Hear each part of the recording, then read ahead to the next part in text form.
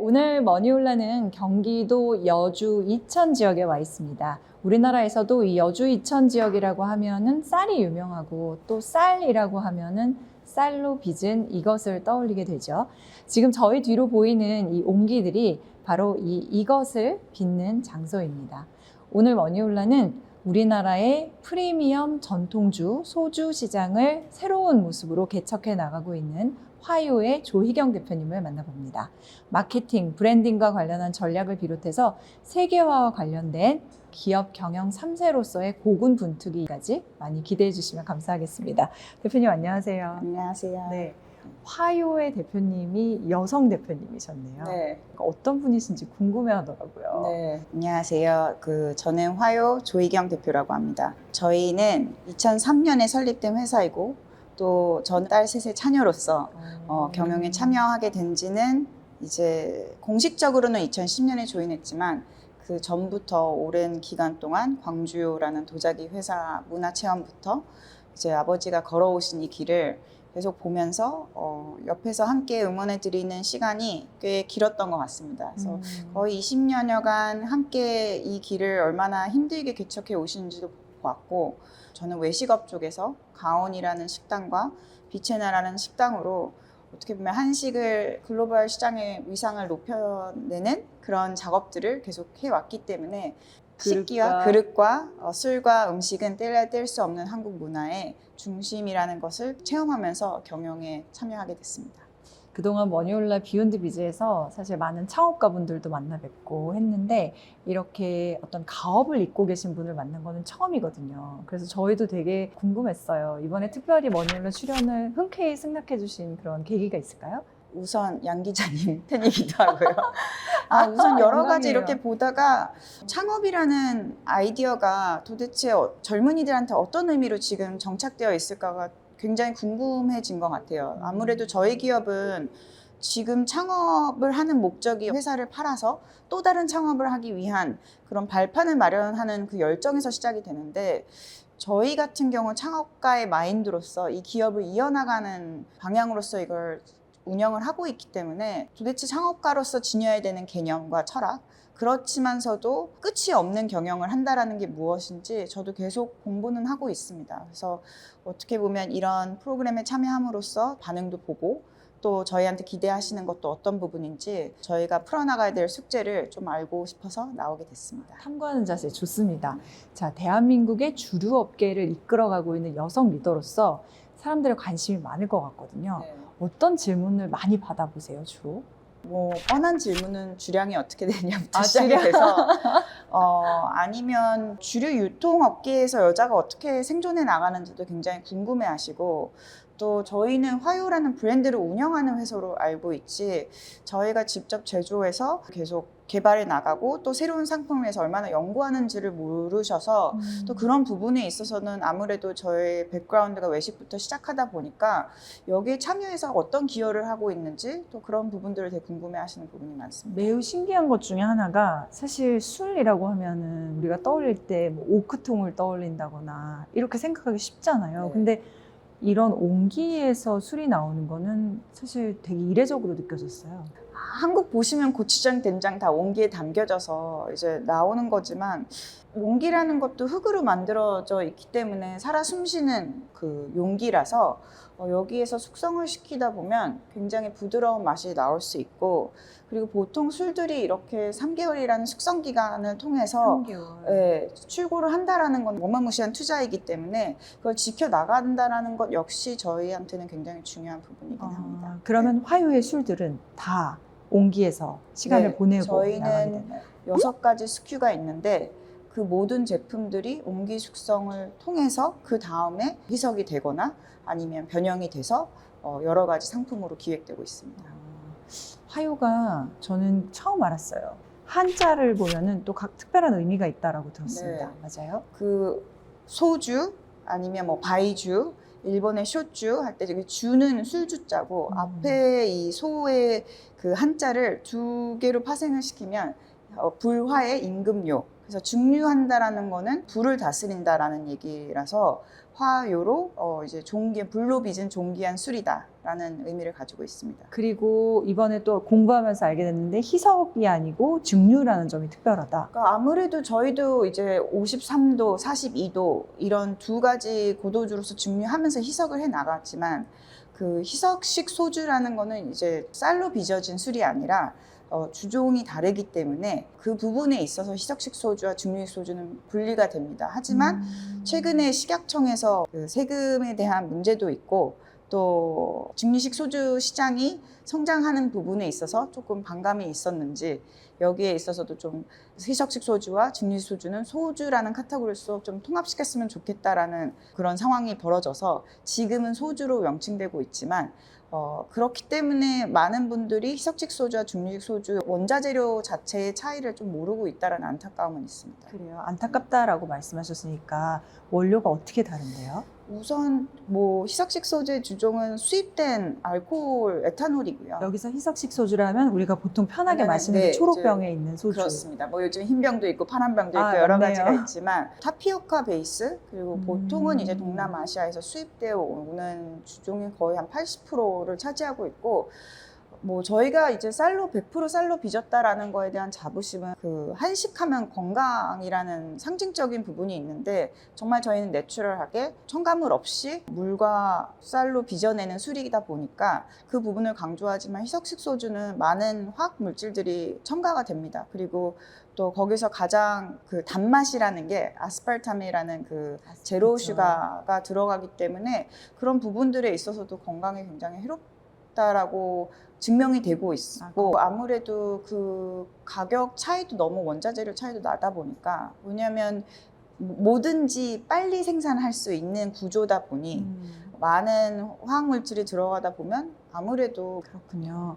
그러면 이 화요는 아까 스큐가 6개라고 말씀하셨는데 5개의 제품군이 있다고 들었었어요. 근데 네. 그 사이 하나가 추가됐나요? 네, 6월 26일 날 10년 만에 새로운 제품이 나왔습니다. 어떤 거예요? 이제 화요 19금이라는 새로운 제품이고 저한테는 화요 내에서 처음으로 런칭한 브랜드이기도 합니다. 그 전까지는 뭐 비우고 채우고 나누다라는 의미를 가지고 있는 비체나 그리고 가온이라는 한식의 중심이라는 그 의미를 가지고 있는 브랜드를 계속 만들고 운영해 왔다면 지금 화요 내에서는 화요 19금이라는 술을 만들게 되었는데 19금 하면 뭐 여러 가지 아이디어들이 개개인별로 생각이 나시겠지만 여기서 가장 중요한 건 19라는 숫자였습니다. 근데 1년 반 동안 저희 창업주하고 인터뷰를 했을 때 저는 이제 3세이기는 하지만 광주요 내에서는 화요에서는 창업주를 모시고 있는 2세이기 때문에 이분의 철학이 어디서부터 시작이 됐고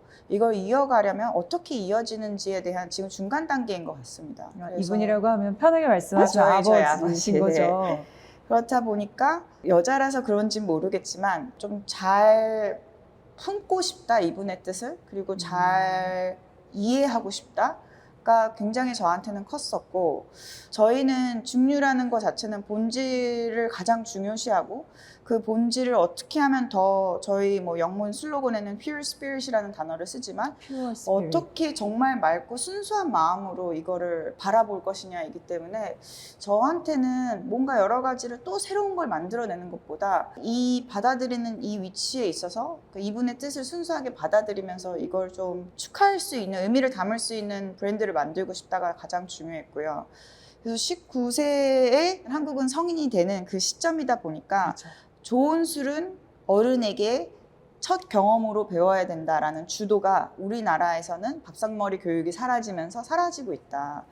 그래서 뭐 요즘 젊은 친구들 달리기 하고 뭐 술 안 마시고 회식 안 가고 이러면서 상하관계도 없고 어른이라는 개념에 있어서도 좀 무의미해지다 보니까 이런 것들이 자연스럽게 언제 내가 어떤 식으로 어른이 되어야 되는지 굉장히 식문화에 있어서는 애매모호해진 것 같다라는 생각이 되게 들었습니다. 그래서 19세가 됐을 때 성인식이라는 게 있을까라고 또 한번 좀 찾아보니 우리나라에는 성인식이 있긴 있는데 성인의 날이 이제 5월 셋째 주 월요일이 있다 보니 19세가 되는 5월 셋째 주 월요일은 분명 모두가 수험 기간이기 때문에 그다지 행복하지 않고 부모님들도 굉장히 스트레스 받는 상황에서 지나갈 수밖에 없는 아무 의미 없는 날이겠구나. 맞아요. 있는지 없는지 모르게 네. 지나간 것 같아요. 근데 미국 같은 경우만 해도 21살에 술을 마실 수 있는지 어디 가나 아이디 체크를 하고 또 일본 같은 경우는 20세가 성인의 날이다 보니까 또 1월에 있어서 굉장히 성대한 축제를 벌려지는데 우리나라는 청년들이 가장 큰 꿈을 꾸고 자기를 믿고 그렇죠. 희망을 갖고 이런 와중에 성인의 개념이 있을까? 이들이 돈을 벌고 싶어 하고 이들이 돈을 벌어서 어떤 걸 책임지고 싶어 할까라는 저는 그 답을 찾지 못했어요. 것 같아요. 그래서 이들도 되게 외로울 수 있겠다. 그러니까 저희도 그렇잖아요. 뭔가 되고 싶은데 롤모델이 있고 내가 뭔가 가야 될 길이 보여야지만 이게 가는 길도 덜 외로울 텐데 한국 사회는 워낙 빨리 발전하는 사회다 보니까 기대치는 높고 가야 될 길은 멀고 해야 될 건 많은데 너무 막막한 게 지금 우리 아닐까? 그래서 좀 이 술만큼은 조금 여유를 갖고 그런 금지된다라는 그 금이 아니라 이제부터 너의 골든타임이 시작되는데 그것 역시 누군가한테 바라는 것보다 너 자신한테 바라는 게 가장 중요하다라는 의미를 담고 싶었습니다. 그래서 19금의 금은 황금금이고 병 역시도 화요 기존 병에도 되게 한국의 이적 요소들이 많아서 병 모양은 이번에는 바꾸지 않았는데 이거는 고려시대 때 청자의 화병을 딴 병이라서 저희가 도자기 회사를 하다 보니까 그 도자기의 영감을 많이 받았습니다. 그래서 만져보시면 이 병이 똑바르지 않고 이제 도자기 만드듯이 물레 빚은 듯한 물결이 그래요? 있어요. 진짜 그러네요. 네. 어머, 신기해라. 그냥 봤을 땐 전혀 모르겠는데요. 전혀 모르는데 저희는 이런 디테일 하나마다 저희 회사의 철학을 담으려고 했고 보통 화요는 이 학이 중앙에 있어서 좋은 비싼 와인들 보면 이제 올빈이나 빈티지 이래서 이런 양각이 된 디자인들이 많은데 저희 술도 프리미엄이기 때문에 좀 글로벌 시장에 내놓아도 외국 사람들이 봤을 때도 이 술은 좀 의미가 있는 술인가라는 디자인을 첨가했습니다. 근데 학이 가장 멀리 날 수 있는 새라고 해서 그래요? 멀리 글로벌로 퍼져나가라라는 의미가 있고 보통 이 중앙에 있는 학을 이번에는 좀 삐딱하게 놨습니다. 그렇네요. 왜냐하면 기존 화요는 존귀한 술에 정석적인 정성 들인 단아함이 있다면 이번 19금은 열정 넘치는 젊은이들을 위한 술이기 때문에 이 빨간 부분도 그 열정이 타오르는 그 모습을 형상시키고 싶었고 저녁이 돼서 이 술병들이 이렇게 좀 모아지면 좀 노을을 보는 듯한 아름다움이 석양의 있습니다. 느낌. 석양의 느낌이 저는 있습니다. 그거 보니까 요즘 그 유행하는 받쳐놓는 거 이런 거 해보고 싶은 것 같아요. 그래서 밤에 이렇게 하면 너무 예쁠 좀 것 같은데요? 뭔가 술 오. 자체가 여러 가지로 와. 아름답게 쓰여지는 게 좋을 것 같아서 그런 의미를 담았는데 화요에서는 지금 여기 가지고 있는 XP라고 이건 좀 작은 샘플 사이즈인데 처음으로 저희가 그 프랑스에서도 인정받는 라이스 위스키 카테고리에 들어갔습니다. 그래서 저희가 이거를 굉장히 오래전에 소주를 위스키나 코냑과 견주할 만큼 훌륭한 술을 만들어낼 수 있다는 가능성을 보여주기 위해서 만들었는데 화요한테는 가장 어른입니다. 그래서 19금의 맛은 이 오크통에 숙성된 원액이 10.9% 들어가 있어서 19도의 술이지만 10.9% 우리 화요에 가장 어른이 담겨져 있는 술입니다. 그래서 19도의 맛은 어른의 첫 맛, 어른의 맛을 알아가는 스타트 비기닝 소주 라고 해서 뭐 꼬냑 소주, 위스키 소주 뭐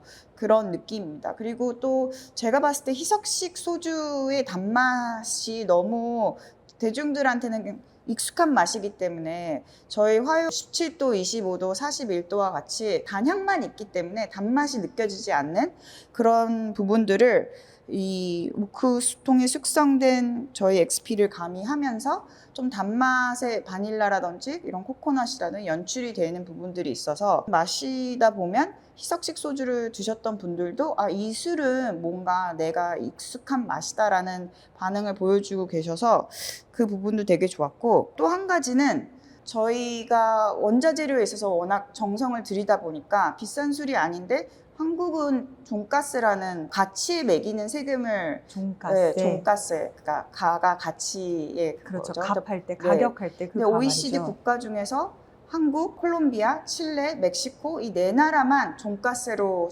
운영이 되고 있고 나머지는 종량세라고 해서 알코올 도수에 비한 세금을 매깁니다. 그래서 지금까지 중식 소주 시장이 지금 현재 1,300억이라 그래서 4조 그 주류 시장에 있어서의 정말 미비한 숫자를 가져가고는 있지만 그 이유 중에 하나가 이 종가세 체제는 출고 시 72% 병 패키징 포함된 모든 커스트 오브 굿즈라 그러죠. 거기에 72% 플러스 교육비 플러스 세금이 많군요. 부가세가 붙기 때문에 그 비용을 현금으로 출고 3개월 이내에 납세해야 됩니다. 그러면 희석식 소주는 어떻게 보면 리사이클을 하거든요. 병 자체를.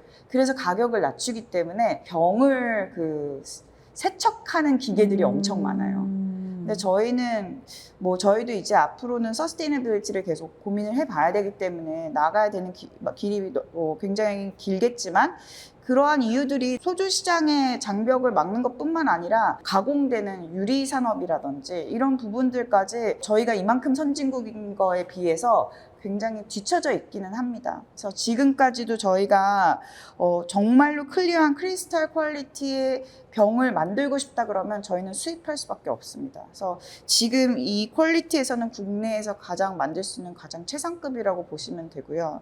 그래서 그런 아쉬움들이 저희는 늘 계속해서 작가들, 아티스트와 콜라보레이션 하는 이유 중에 하나가 저희가 문화상품이고 패션 아이템이다 이런 게 아니라 정말 여기에 대한 가능성을 계속 보여주고 또 여기에 대한 소비를 늘려가면서 어떻게 하면 그냥 술의 품질을 술 맛 이상으로서 저희가 만들어낼 수 있을까라는 그런 커뮤니티를 만들고자 해서 이런 프로젝트는 계속 진행하고 있습니다. 그러면 어쨌든 마진율이 그렇게 크지 않다. 크지 않죠. 크지 않지만 계속해서 프리미엄을 만들수록 그 마진은 만들어낼 수는 있는데 저희가 생각했을 때는 종량세로 바뀌었을 때는 일본 사례가 일본이 이제 1980년대에 저희와 똑같이 종가세를 운영하면서 그들도 굉장히 싼 희석식 소주를 마셨는데 종량세로 바뀌면서 지금 일본이 어마무시한 사케 시장을 그렇죠. 글로벌적으로 가지고 가는데 그 이유는 결국 내수에서 사케가 강해지고 그렇다 보니까 사케가 그 나라의 상징적인 어떤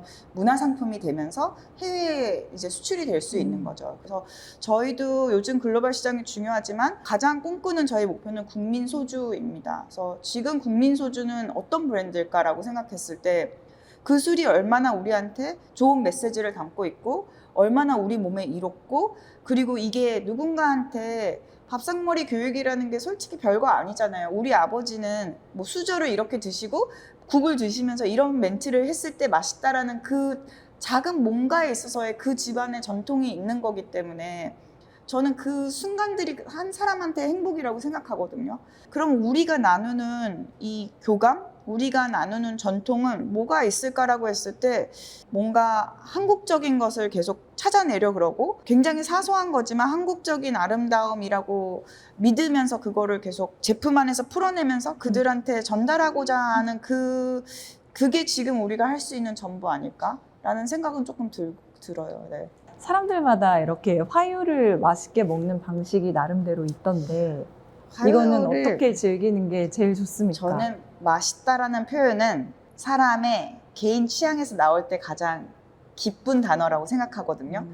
그래서 몸에는 안 좋지만 많이 자주 드셔주십시오라고 말씀을 드리는데 그래야지 그분이 나는 이렇게 먹으니까 맛있더라 라고 했을 때 대화가 통할 수 있지 제가 말씀을 드리고 뒤돌아섰을 때 아닌데 라고 하시면 오히려 단절이 될 수 있다 보니까 저는 F&B 출신이기 때문에 음식을 설명할 때나 음식을 개발할 때나 셰프들을 트레이닝 시킬 때나 이럴 때도 결과적으로는 뭐 저희 몸의 온도가 다 다르잖아요. 그럼 같은 재료를 잡고 있어도 그 재료의 맛이 달라지는 것처럼 음식이라는 건 사라지는 거기 때문에 그 순간에 감각이 살아있는 게 인간인데 그걸 얼마만큼 이걸 창조해내는 사람이 심혈을 기울여서 이게 어렵다라고 생각하지 않으면 안 된다라고 생각하거든요. 근데 저희는 어쨌든 좋은 술을 만드는 거기 때문에 하지만 소비자분들은 소비하시는 입장이기 때문에 소비하는 입장에서는 그렇게까지 심각하게 생각할 필요가 있을까?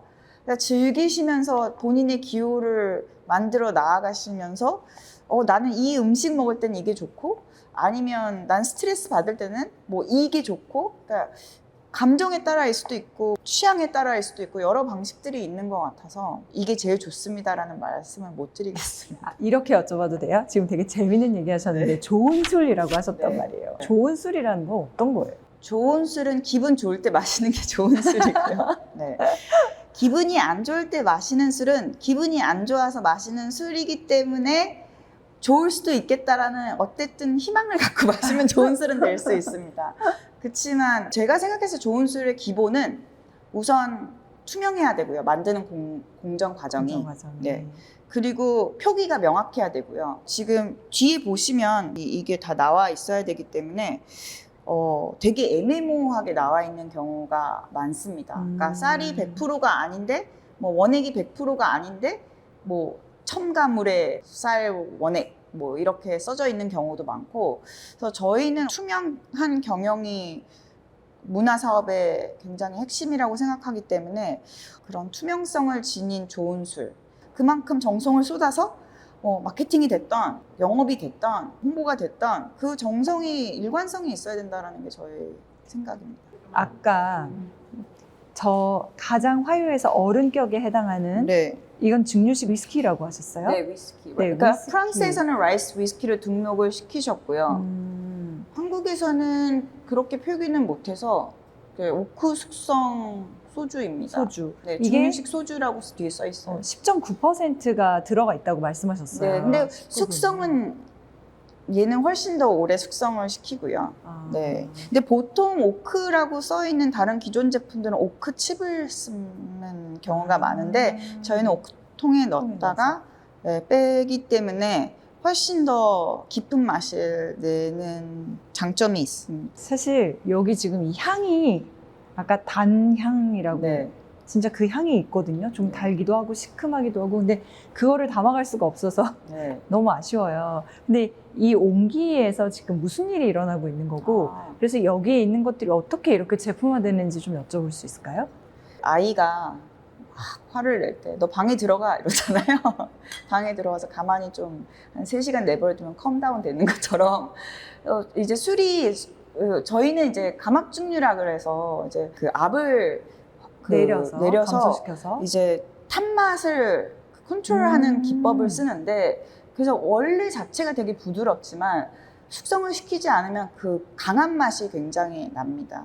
근데 얘 들어가면 컴해지는 아이와 같이 얘가 이제 좀 나 이제 병입해줘 약간 나 이제 세상을 바라보고 싶어 이런 마음으로 얘가 이제 좀 마음을 가다듬고 있습니다. 근데 제1공장 가면 저희가 음악을 틀어줘요. 음악이요? 네, 그거 본 것 같아요. 클래식한 음악도 틀어주고 팝송도 틀어주고 어쩔 때는 케이팝도 틀어주고 이러는데 이런 환경에서 왜냐면 파동이 프리퀀시가 들어가다 보면 이제 울리면서 이제 조금씩 이 숙성의 맛이 달라진다라고 할까? 가만히 있는 것보다 이렇게 좀 얘네들한테도 이제 좀 이렇게 쓰담쓰담해줬으면 조금만 더 기다려라고. 싱잉볼 같이. 네네.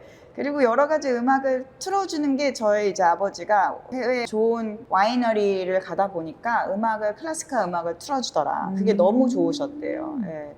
그래서 음식을 기다리는 그 순간조차도 굉장히 우아하고 아름다운 게 좋은 술의 또 어떻게 보면 매력이구나.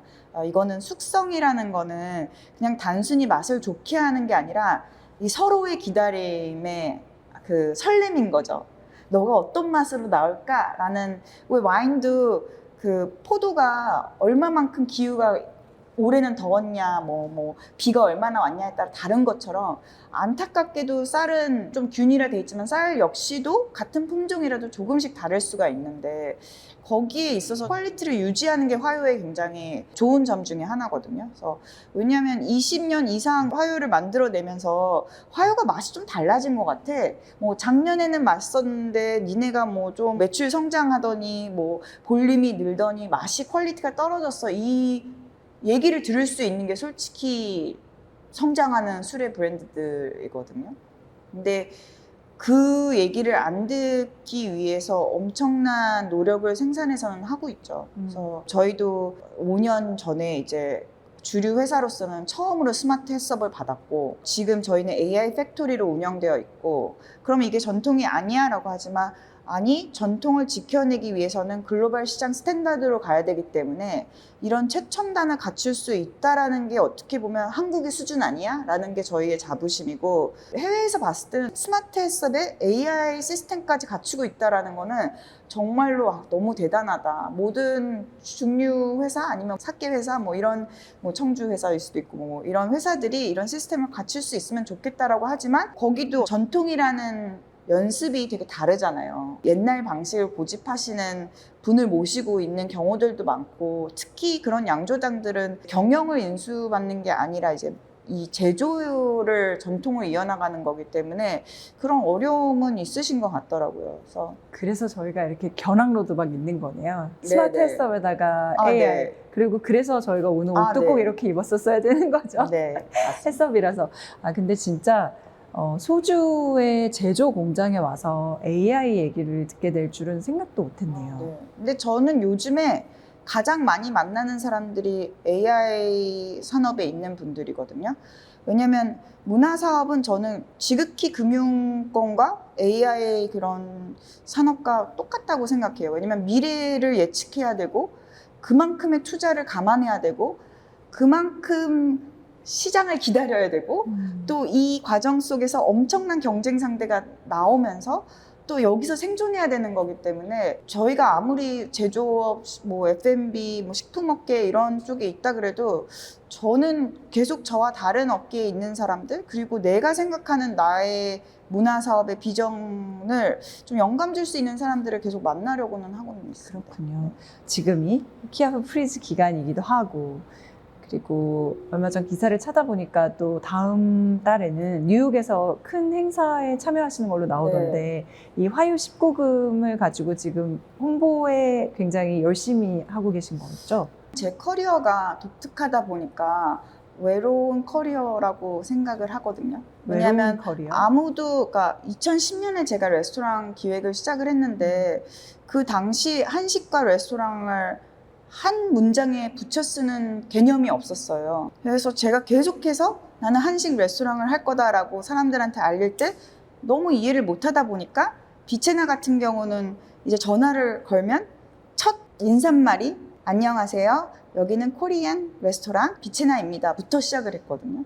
근데 레스토랑 투어가 뭔지 모르는 이 시장에서 레스토랑 투어를 10년 이상 했고 또 지금 와서 여자로서 이 중류 소주라는 개념 안에서 브랜딩을 하는 게 아니라 브랜딩 오퍼레이션을 하면서 경영을 하면서 시장을 이끌어 나가는 이 위치에 있어서 사람들이 쟤는 도대체 뭐 하는 애야 라는 생각을 당연히 할 수밖에 없는데 저는 그거를 계속해서 알려야 되는 게 저희 회사는 계속 개척해 나가는 회사이기 때문에 커리어의 바운더리라 그럴까요? 그게 없거든요.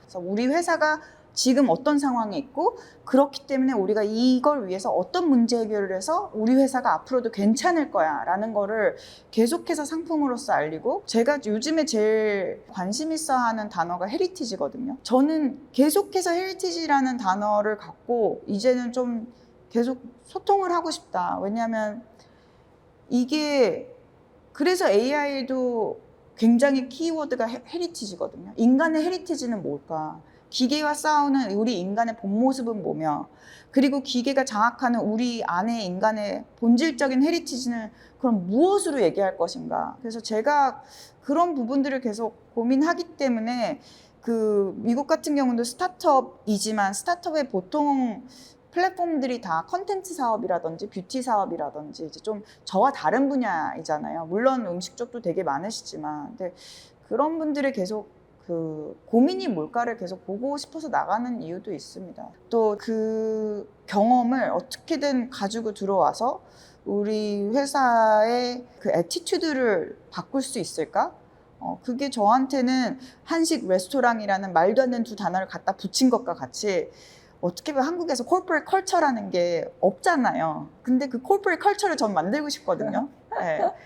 근데 그게 얼마만큼 화요스럽고 얼마만큼 광주요스럽고 얼마만큼 강원 비츠나스러워라고 했을 때 저만 아는 게 아니라 이제 우리가 다 알아야 되는데 그 과정이 너무 끊임없는 하루 일상인 거죠.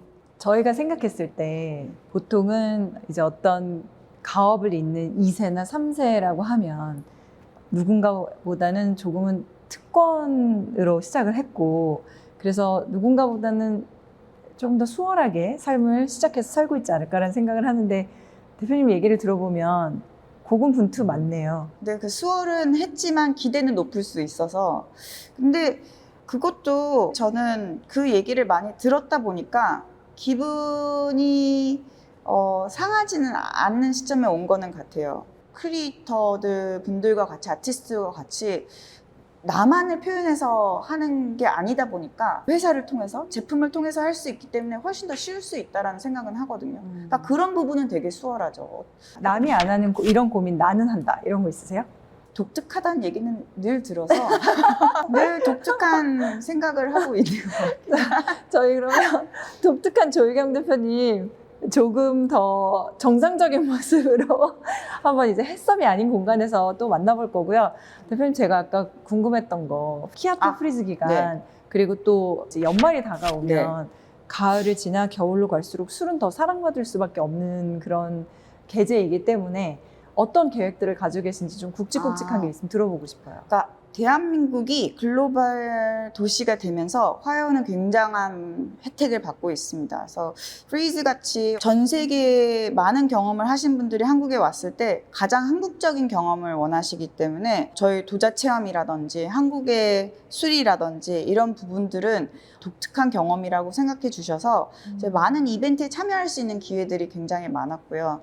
또 광주요가 어떻게 보면 예술 도자기이기 때문에 예술 오브제일 수도 있어서 작가와 콜라보도 굉장히 많이 하고, 광주는 60년 이상 된 브랜드이기 때문에 우리나라 전쟁 이후 때부터의 역사를 얘기해 줄 수 있는 이런 살아 숨쉬는 브랜드로서 되게 예술인들이 좋아하는 브랜드이기도 합니다. 그래서 저희도 성심성의껏 최대한을 노력해서 알리려고 하고 있고, 그리고 요즘에는 외식업계에서도 이제 셰프뿐만 아니라 믹솔로지스트들도 굉장히 글로벌 시장에서 음미 문화, 그러니까 한국의 주도 이런 부분들을 알리려고 하고 계시기 때문에 그들과 협업하면서 또 그들에게 용기를 줄 수 있는 기회도 되게 많다고 생각합니다.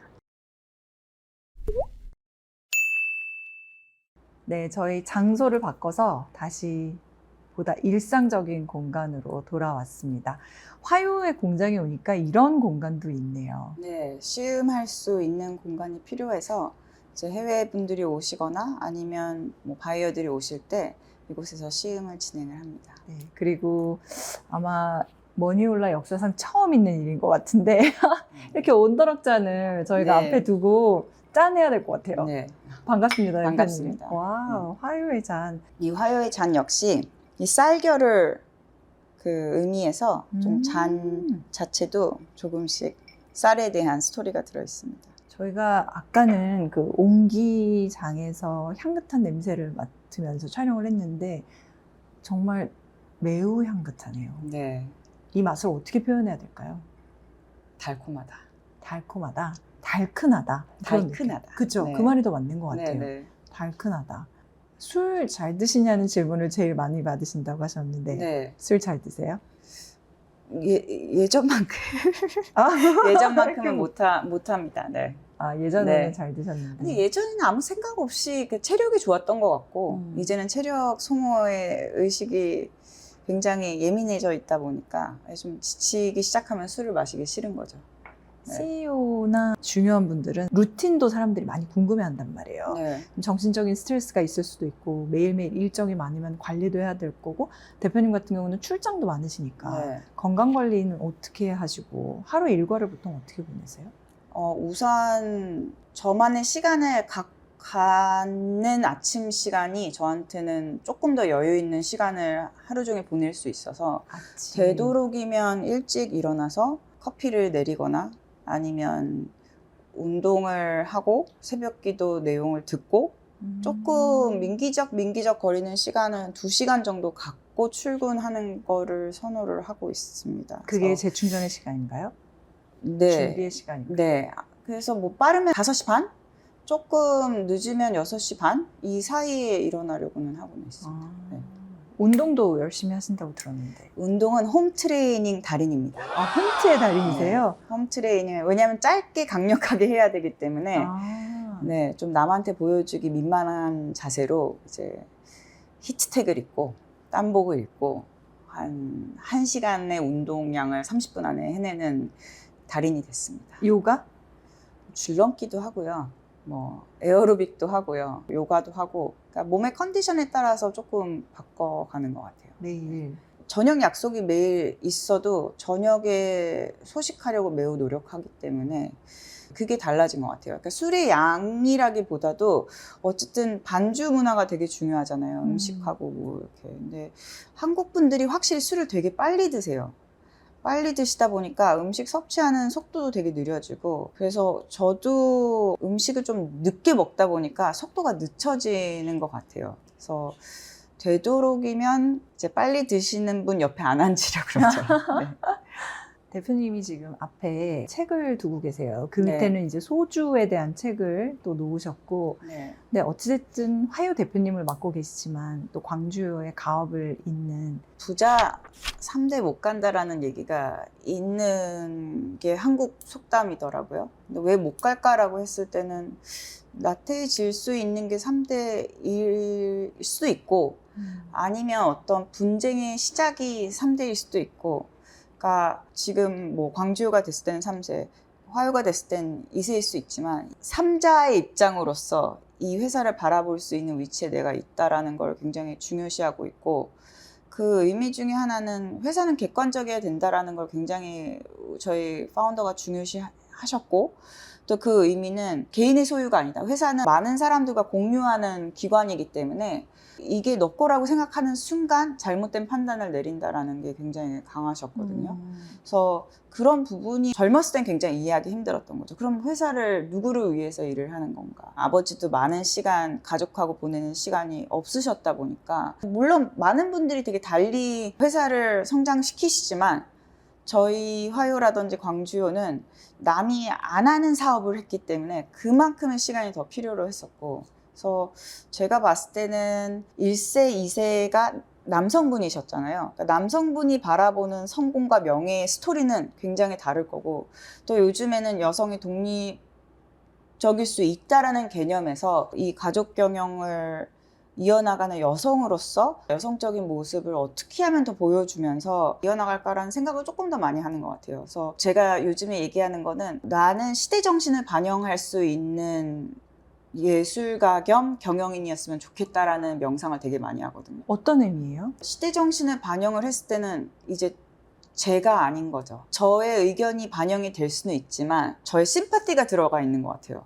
내가 얼마만큼 이 시간과 이 사람들을 위해서 나를 소모시킬 수 있을까까지 고민을 하게 되니까 조금 겸손해질 수 있는 거? 마음에 안 드시는 결과일 수도 있지만 그래도 나의 그 과정 속에서는 되게 애정어린 마음이 담겨져 있다는 걸 전달을 했을 때의 감동인 거니, 저는 그 감동 자체가 럭셔리라고 생각을 해요. 그 자체가 예술이고. 그러니까 저도 예술하는 친구들이 많지만 세상을 바꿀 수는 없지만 화두는 던질 수 있다. 그래서 저희 제품에 있어서도 그런 화두를 던질 수 있는 그게 시대 정신이라고 저는 생각하고 있습니다. 아까 기다림에 대한 얘기 하셨거든요. 네. 설렘과 기다림의 시간, 숙성과 관련한 얘기를 하셨고, 헤리티지 얘기들도 해주셨고, 지금은 또 예술가 겸 경영인이라는 그런 단어들을 진짜 생각을 많이 하시나 보다. 이 일에 대해서. A형.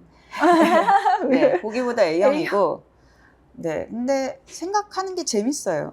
아니면 네. 그런 부담도 있으세요? 아까 네. 부자가 3대 가기 힘들다라는 말이 있다고 스스로 음, 말씀하셨는데 지금 3대째이기 때문에 3대에 대한 부담감보다 문화는 탑다운이라는 전략이 굉장히 중요하다 보니까 전쟁 시대 이후에 저희는 양반 사회에서 그 탑다운이라는 게 유교 사상이라든지 이런 거에 있어서 공용이 되는 게 허락이 안 된 사회에서 부의 가치 그리고 부의 아름다움을 대중과 공감력을 키우는 게 굉장히 한정되어 있다 보니까 또 그런 자료들도 많이 없고 굉장히 어려웠던 시기에 외식이 됐던 이게 됐던 부자를 많이 접해야 되는 입장에 있었던 것 같아요. 근데 파인다이닝이 지극히 돈을 벌기 힘든 상황에서 저는 제 체면은 아니지만 자부심을 갖고 자신감을 갖고 이거를 하는 의미를 찾으면서 부자를 상대해야 됐었기 때문에 돈이라는 거에 있어서 30대 때부터 되게 많이 느꼈던 것 같아요. 그리고 돈이 얼마나 간사할 수 있는지, 돈이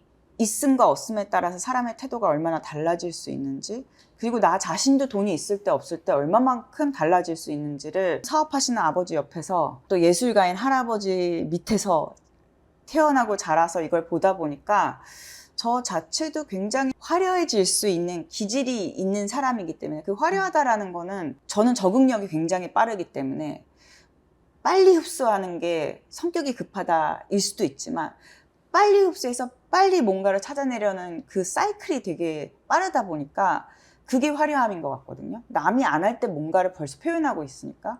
근데 이 일을 함에 있어서 빛 좋은 개살구였던 거죠. 저의 30대는. 네.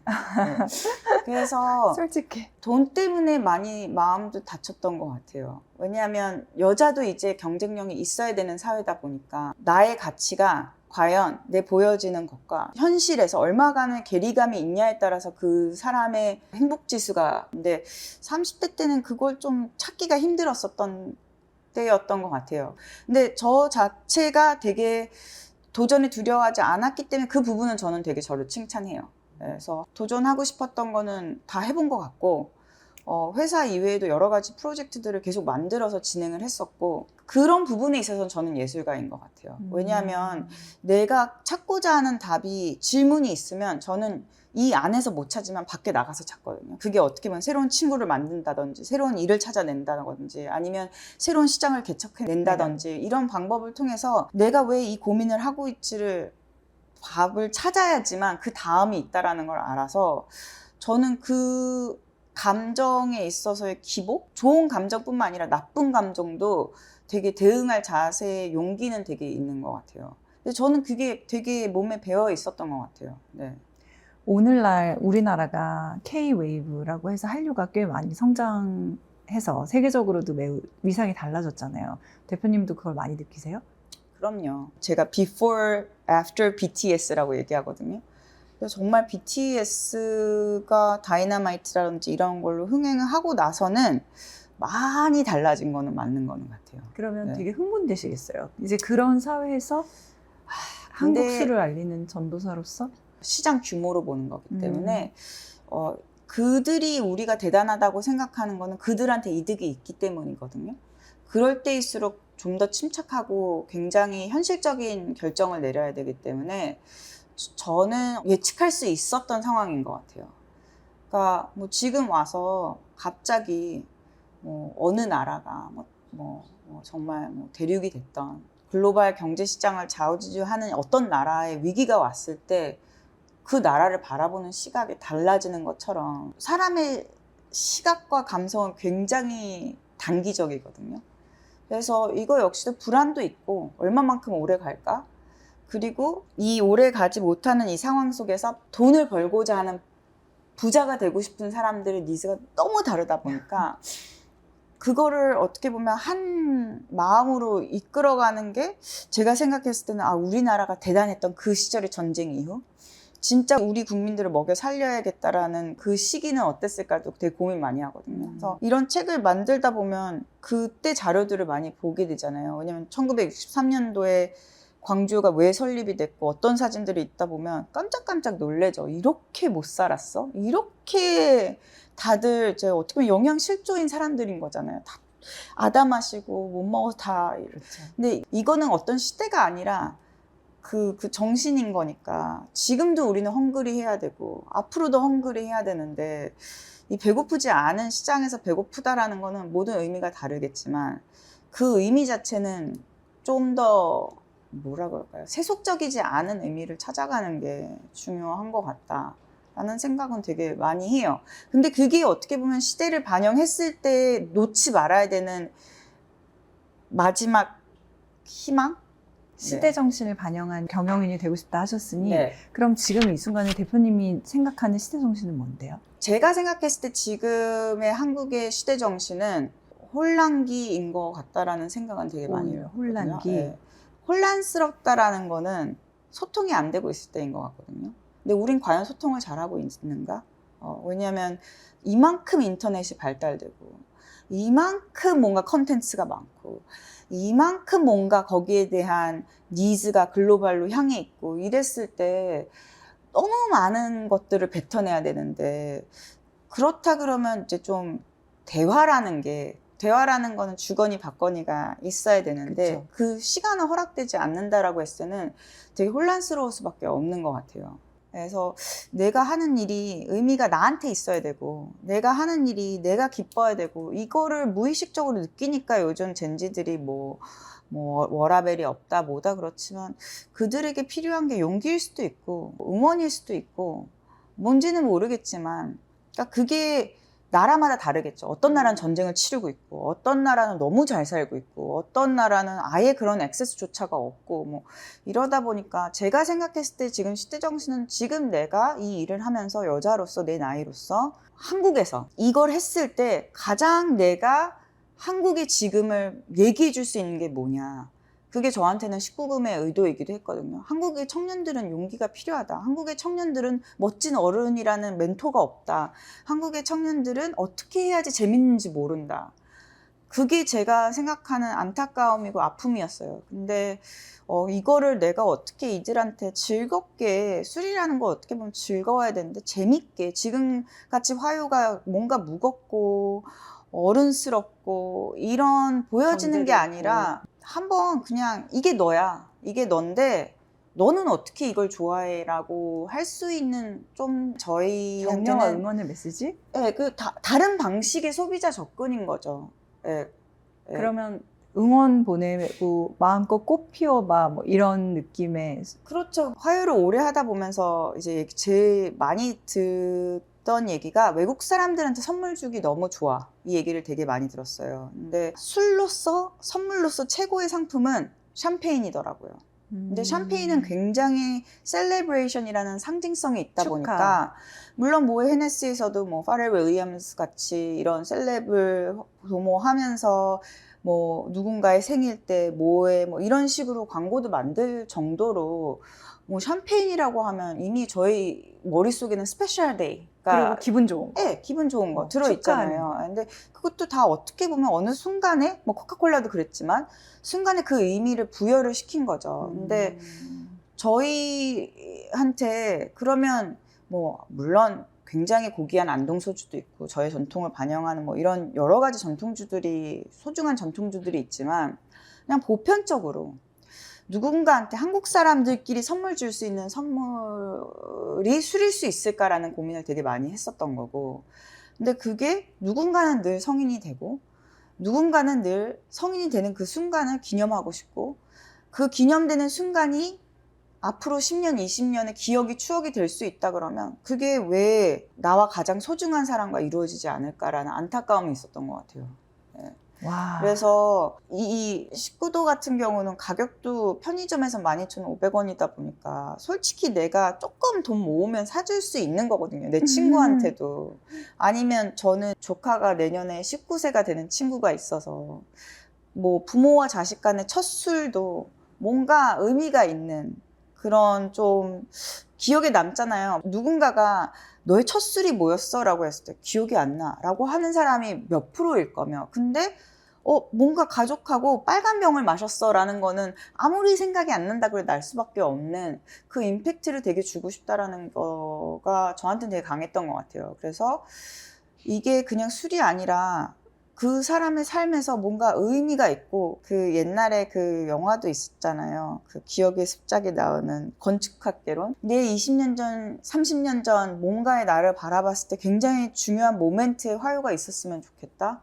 그게 제가 되게 꿈꿨던 것 같아요. 네. 지금 얘기 들어보니까 진짜 예술가시네요. 네. 대표님은 뭐 전공도 그렇게 하셨지만 예술가의 기질이 다분하시다는 생각이 들었어요. 그리고 아버님이신 회장님에 대해서 조금 공부를 해보다 보니까 네. 상당히 많은 시간을 밑빠진 독에 물 붓기 같은 느낌으로 투자를 해오셨더라고요. 근데 그분의 해안에는 이 가치가 인정받을 거다라는 네. 믿음이 있으셨던 것 같고, 그래서 그런 아버지의 투자 방식이 네. 따님께도 영향을 미친 건가요? 본보기가 된 거는 맞는 것 같아요. 네. 아까는 약간 불만처럼 얘기하셨어요. 왜 저렇게? 아니, 불만보다도 우선 그런 남편을 옆에 둔 아내는 얼마나 힘들겠어요. 저는 딸이다 보니까 엄마 편에 있을 수밖에 없는 입장이 많다 보니까 힘들죠. 왜냐면 뭐 음식하고 술하고 식기한다 그러면 맨날 손님 모셔야 되고, 그 손님 모시는 일은 다 안 찐 사람의 일이고, 그것도 뭐 그냥 한두 명 부르는 게 아니라 막 10명, 12명 부르는데, 저희 어머니 진짜 설거지를 너무 많이 하셔서 정말 손 마디마디가 아프실 정도로 일을 많이 하셨던 분이라, 그런 거 보면 저게 아빠의 욕심인가, 저게 과연 진짜 회사를 위한 건가라는 생각을 못 하죠. 예. 그리고 집에 누가 계속 있다고 생각을 해보세요. 집에 오면. 그리고 저희도 계속 뭔가 접시를 날라야 되고. 근데 좋은 사람만 오는 게 아니잖아요. 좀 사람을 빨리 배워서, 예술적인 것보다도 사람을 빨리 배워서 사람을 알게 된 게 저의 축복이자 저한테는 또 큰 슬픔이기도 한 거는 같아요. 예. 하지만 그렇기 때문에 좋은 사람에 있어서는 훨씬 더 큰 감사함이 있죠. 어떤 슬픔이 있어요? 배신도 그럴 수도 있고요. 그리고 변화도 그럴 수도 있고요. 그리고 사람을 많이 보다 보면 이 사람은 그렇지 않지 않을까라는 희망을 갖는 것 역시도 많아지다 보니까 베팅을 더 많이 하죠. 그래서 거기에 대한 슬픔인 것 같아요. 그러니까 어쨌든 사랑이라는 얘기가 나왔을 때 누군가 그렇잖아요. 사랑에 빠지는 건 그 사람이 진짜 좋아서가 아니라 내가 얼마만큼 투자했냐에 따라서의 나에 대한 사랑이다라고 얘기하는 것처럼, 그만큼 투자를 사람들한테 많이 해야 되는 종목이다 보니까 파인 다이닝도 그렇고, 뭐 누군가를 트레이닝을 시키거나 아니면 이 사람이 이 직업을 진짜 프로로서 느낄 수 있을 정도로 자부심을 불어 넣으려 그러면 그냥 관심을 쏟아야 되잖아요. 예전과 관심을 쏟아야 되는데 그 사람은 그 마음을 받아주지 못할 때, 근데 아버지와 제가 자식이 아직은 없지만 그런 마음으로 계속 일을 했었던 경우, 상황들이 너무 많아서 부모 마음은 이럴 수도 있겠다라는 생각을 되게 많이 할 수 있게 됐고, 그러다 보니까 부모도 나한테 되게 실망과 슬픔이 많겠구나라는 생각을 빨리 하게 될 수 있었던 거는 같아요. 우리나라에 파인 다이닝으로 거의 최고이자 화요처럼 외국 분들한테 내놓을 수 있는 식당이 지금은 비체나라는 곳이잖아요. 지금은 비체나만 있죠. 근데 이전엔 가온이 있었고 2003년부터 2008년에 베이징 포함해서 11개 식당을 운영을 하셨어요. 어마무시한 투자를 하셨는데 이제 다 화요에 투자를 하셔야 되면서 정말 아픈 마음으로 이제 모든 사업을 접고 화요에 전념하셨는데, 2010년에 들어와서 이제 아버지가 문화복이라는 책을 내시는데 저는 이제 너무 위험하다고 생각이 들었던 거예요. 왜냐면 한국 사람들 너무 아니까. 그리고 저는 아버지가 식당을 하셨을 때와 식당을 안 하셨을 때 그 주위에 있던 사람들이 떠나가는 걸 너무 많이 봤거든요. 근데 식당을 가지고 있어서가 아니라 저 사람 망했다라는 관점을 가지니까 모든 부를 가진 사람이 떠나는 거예요. 그래서 사람과 사람이 어울리는 거는 좋아서 어울리는 게 아닌 거야? 라는 생각을 20대 때 하게 된 거죠. 그러면 부자는 왜 부자들끼리 다녀? 또 저는 너무 궁금했고, 저 사람들은 무슨 얘기를 하는지도 되게 궁금했고, 근데 아무래도 그런 분들 사이에서 접시를 나누고 무슨 내용을 듣다 보면 저는 이렇게 계속 듣고 보니까 어떤 옷을 입고 와서 어떤 얘기를 하고, 어떤 사람은 선물을 가지고 오고, 어떤 사람은 빨리 나가고, 어떤 사람은 중간에 나가고, 뭐 이런 패턴들을 보다 보니까 제가 봤을 때 좋은 어른, 제가 봤을 때 이만큼 우리가 준비한 걸 진짜 어프리시에이션을 하는 사람들을 빨리 볼 수 있었던 것 같아요. 그래서 그게 좀 다르지 않았나? 부자들로부터 느끼고 배우신 바가 많았던 거네요. 근데 부자보다 돈인 것 같아요. 근데 꼭 돈이 아니라 권력일 수도 있고 명예일 수도 있고. 저희 아버지가 두 가지로 저를 늘 혼내셨는데, 평생 완벽해져라, 오만해지지 말아라. 너는 오만하다, 아니면 오만해지지 말아라. 완벽해라. 근데 그게 어떻게 보면 저한테는 가장 좋은 레슨이었던 것 같아요. 그래서 겸손하게 뭐 어떻게 해라 뭐 이런 것보다도 하지 말라는 거를 왜 하지 말라고 하는 건가를 더 체크를 하다 보니까 거기서도 좀 보이지 않는 상처도 많이 얻었죠. 네, 나는 잘하고 있는 것 같은데 왜 자꾸 오만하다 그러시지? 약간 이런 의미. 저희가 술을 앞에 두고 마시지는 않고 있는데 거의 술 한 몇 잔 마신 대화가 오가고 있는 느낌. 일단 마음을 너무 허심탄회하게 내려주셔서 감사해요, 대표님. 대표님도 투자를 하세요? 투자해요. 어떻게 하세요? 요즘에는 잘 못하는데. 그러니까 돈에 대한 투자는 여러 가지가 있을 수도 있죠. 뭐 그림일 수도 있고, 뭐 주식일 수도 있고, 아니면 사람일 수도 있고, 뭐. 그래서 투자라는 개념이 되게 다른데, 지금은 저희 회사에 제일 투자를 많이 하고 있는 것 같아요. 네. 회사에 가장 바람직하네요. 그렇죠. 그리고 또 한 가지는 이쯤 되면 저희가 항상 물어보는 질문 중에 하나인 행복에 대한 대표님의 생각. 네. 또 많이 해보셨을 것 같아요. 행복은 1과 0이다. 왜냐면 얻는 게 있고 잃은 게 있다. 근데 결론적으로는, 네, 그쵸. 근데 결론적으로는 행복은 나의 행복에 너무 집착하지 않는 게 행복인 것 같아요. 그래서 저는 별로 내가 얼마나 행복한지, 지금 이게 얼마나 행복한지 생각을 안 하려고 하거든요. 네, 그러면 행복해질 수 있는 것 같아요. 앞으로 10년 후의 대표님 모습은 어떨까요? 매우 달라져 있겠지만 나빠지진 않을 것 같아요. 당연하죠. 네. 근데 나빠지진 조금 더 않을 것 구체적으로 꿈꿔본다면? 더 자상했으면 좋겠고요. 더 인내심이 많았으면 좋겠고요. 그리고 그때도 열심히 일했으면 좋겠고요. 그리고 지금 내가 좋아하는 사람들이 내 옆에 있었으면 좋겠고요. 그리고 그 사람들과 뭔가를 해서 또 좋은 결과를 얻을 수 있는 상황들도 있었으면 좋겠어요. 의외예요. 일과 관련된 얘기 하실 거라고 생각했어요. 화요가 일이요? 어떻게 될 거다. 그때쯤은 레스토랑이 어떻게 됐으면 좋겠다. 뭐 그거는 일은 하면 되는 거니까. 근데 기업은 무조건 성장해야 되는 거고, 저희는 이미 방향이 정해졌으니까, 글로벌. 그러면 어쨌든 저희도 제조를 하니까 글로벌 확장을 해야 되고, 제조 쪽으로. 그리고 글로벌 확장을 하려면 돈이 있어야 되니까 B2C 시장을 늘려야 되고, 그리고 B2C 시장을 늘리려면 아까 말씀드렸던 시대정신에 반영되는, 이들이 공감할 수 있는 상품을 계속 만들어야 되고, 그러면 회사는 지금보다 더 큰 기업으로 가야 되는 게 맞고, 어쨌든 저는 생각을 했을 때 왜 사람들이 구글 같은 회사에서 일을 하고 싶어 할까라고 했을 때는 거기서 주는 혜택? 아니면 거기서 주는 자유로움이라고 생각하는데, 결론적으로는 좋은 회사라는 뭐 그 의미가 담겨져 있잖아요. 그래서 저희는 10년 후에는 그 회사 입사하고 싶다라는 그 니즈가 있는 회사? 네. 그게 저한테는 10년 후에 나 진짜 광주 가고 싶어, 나 진짜 화요에서 일해보고 싶어 라는 기업이 제가 꿈꾸는 기업이에요. 일하기 좋은 회사, 일하고 싶은 회사. 일하고 싶은 회사. 네. 그거를 만들고 싶은 꿈을 가진 대표님. 네. 꼭 그렇게 되시길 바라요. 감사합니다. 네. 그리고 대표님께서 아까 온기 앞에서 사실 우리나라는 아직 기업 문화라는 게 제대로 없는 것 같다라는 말씀 내지는 그걸 만드는 게 굉장히 어렵다라고 말씀을 하셨었거든요.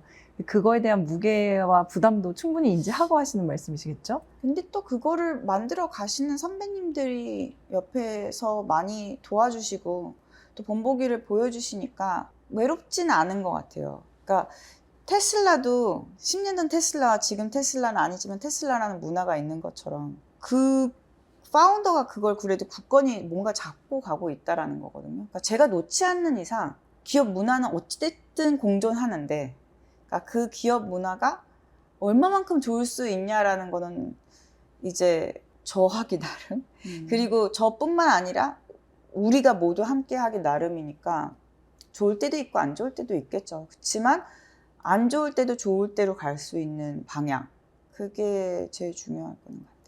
화요는 지금은 몇 개국에 수출되고 있나요? 지금은 23개국에 수출이 되어 있는데요. 지금까지는 좀 시스템 없이 좀 진행된 부분들이 많아서 체계화 시켜야 되는 게 아마 내년 작업의 가장 핵심 숙제인 것 같습니다. 이제 곧 내년이니까 벌써 내년을 준비하시는 네. 과정이 있고, 저희가 생각했을 때 처음에 대표님을 뵈러 오기 전에는 대표님이 화초 같은 존재일 거라고 생각했다면 만나 뵈니까 의외로 화초일지언정 잡초처럼 살고 있는 화초 같은 느낌이라는 표현이 더 맞을 것 같다는 생각이 들었어요. 그런 표현이 맞나요? 뭐 어쨌든 뿌리가 깊으면 좋은 거니까 화초가 됐던 나무가 됐던 잡초가 됐던 어쨌든 뭔가 내려가고 있다라는 거, 그러니까 올라가고 있는 것도 중요하겠지만 내릴 수 있는 게 더 중요한 것 같아서 이제 저도 그 다음 세대를 위해서 일을 해야 되는 시점에 오다 보니까 이제는 얼마만큼 올라가냐보다 얼마만큼 내릴 수 있느냐, 내가 얼마만큼 깊이 들어갈 수 있느냐의 문제라서 지금은 잡초인 게 더 나을 수도 있을 것 같습니다. 19금의 런칭을 계기로 대표님을 뵙고, 그리고 만약에 이런 또 화요에 있어서 대표님께 있어서 중요한 계기가 있을 수 있다면 언제쯤 기대해 볼 수 있을까요? 내년도 되게 새로운 거 준비하고 있어요. 뭐 있어요? 뭐가 있어요? 저희 회사는 새로운 제품을 내기보다 지금 기존 제품을 심도 있게 연구해서 계속 업그레이드 시키는 거기 때문에 내년에도 지금 저희가 가지고 있는 6개 중에서 2개가 좀 업그레이드 될 예정이고, 그리고 내년은 저희 이 XP가 20년 숙성시킨 XP가 있어요. 와, 지금 화요가 23주년이죠, 네, 이제 내년이면? 23주년인데 내년에는 20주년, 이제 저희한테는 이제 빈티지 XP를 좀 내세워서 한국에도 히비키 같은 좋은 술이 있다라는 부분을 미리 사놔야 되나요? 네, 그런 명성을 차근차근 만들어 가고 싶습니다. 네. 또 뵙고 싶어서 여쭤봤어요. 네. 네, 오늘 머니올라에 이렇게 긴 시간 함께 해주셨고, 저희가 진짜 그 공장에 어떻게 보면 비법이 있는 장소까지 의상을 입고 들어가서 진짜 안 해보는 그런 경험을 했고, 또 처음으로 이렇게 화요의 가장 좋은 제품을 또 마셔보는 기회를 가졌습니다. 이런 기회를 주신 대표님께 감사드리고, 그리고 잡초 같은 화초의 모습과 또 잡초 같은 느낌으로 앞으로 계속 뿌리를 더 내려가실 수 있기를 저희도 기도하겠습니다. 오늘 정말 감사드려요. 네. 네, 그리고 이 환대에도 고맙습니다. 네, 감사합니다. 네, 고맙습니다. 요즘은 한국도 술이 매우 다양해졌어요. 일본의 사케처럼 다양한 술들이 나오고 있는 것 같거든요. 근데 그럼에도 한국의 주류 시장은 일본에 비해서는 많이 우선 세제 혜택이라 그러죠. 전통주라는 부분에 있어서는 세제 혜택이 있지만 볼륨이 한정되어 있기 때문에 그 이상으로 가면 종가세를 낼 수밖에 없는 상황이다 보니까 네, 우선은 일본과 같이 뭐 많은 OECD 국가들이 종량세 체계로 운영하는 것과 같이 저희도 술이 해외로 뻗어나갈 수 있게끔 그 내수의 안정을 좀 우선시하는 게 중요할 것 같습니다. 이 주세를 종가세 같은 경우는 술을 만들기 위한 모든 가격에 세금이 매겨지기 때문에 술 자체뿐만 아니라 패키징 뭐 이런 부분들까지 더 좋은 술을 만들려면 그만큼 더 많은 세금을 내야 되는 좀 장벽이 있습니다.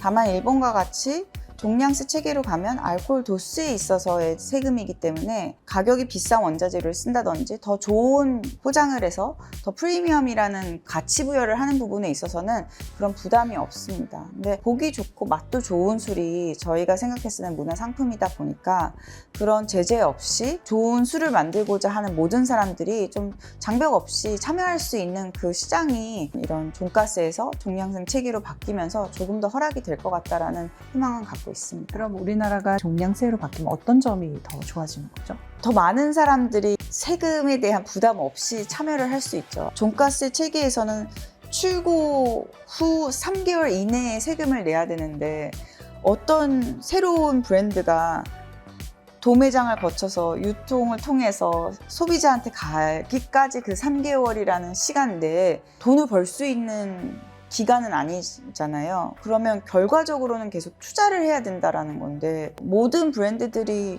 거의 1년 이상은 걸리듯 저희가 쉽게 얘기를 하면 음식은 길들여지는 거다라고 얘기하지만 저희가 어렸을 때 만약에 코카콜라를 먹었던 사람이 갑자기 펩시를 먹진 않잖아요. 그것과 같이 시간이 걸리는 게 음식이지만 뭔가 좋은 거를 접했을 때는 더 안 좋은 거를 접하지는 않는다라는 거죠. 그래서 계속해서 더 좋은 가격에 이렇게 되면 결국 소비자들은 더 싼 가격에 반 가격에 좋은 술을 마실 수 있거든요. 그러니까 그 이유가 일본에 여행 갔을 때 사케 종류가 어마무시하게 많은데 가격이 괜찮단 말이죠. 근데 한국은 종가세이다 보니까 소비자 가격이 너무 비싼 거죠. 만약에 저희가 이거를 소비자한테 1,000원에 내야 되는 상황이라면 종량세로 바뀌면 500원에도 낼 수 있는 거죠. 네, 그래서 이게 감세가 아니라 정말 국민의 소득 수준을 이상으로 문화 수준을 향상시키려면 더 좋은 가격에 더 좋은 제품을 접할 수 있는 기회를 만들어 드리는 게 중요하다고 생각해서 저희는 계속 이 부분을 주장을 하고 있습니다.